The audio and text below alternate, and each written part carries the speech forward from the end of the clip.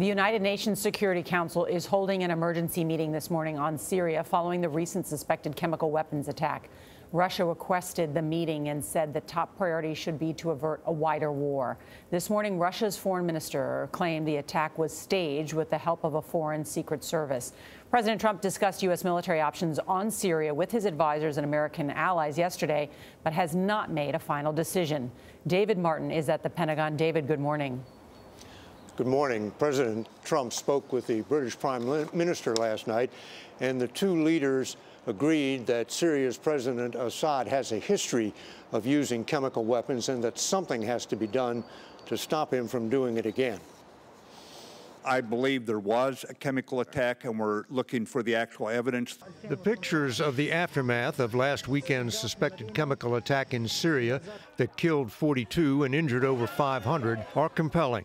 But two critical questions remain. What kind of chemical and who was responsible? CBS News analyst Mike Morrell. And if the president is going to take military action, the intelligence community would want to give him a high confidence judgment.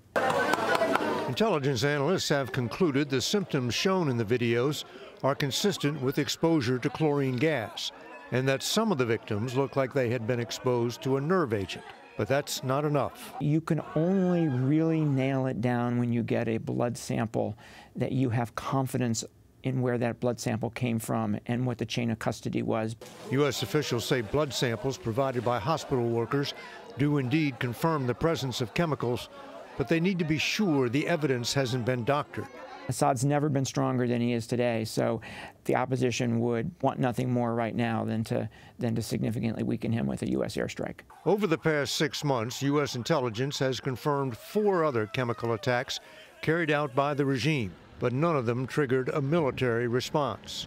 The stakes are higher this time because Russia has warned the U.S. not to strike. I do think there's a possibility here of a military confrontation between the United States and Russia in Syria.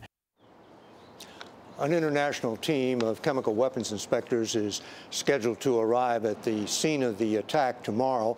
They could find soil samples that prove what kind of chemicals were used, but that still would not answer the question of who is responsible. Gayle? All right, David Martin reporting from Washington. Thank you.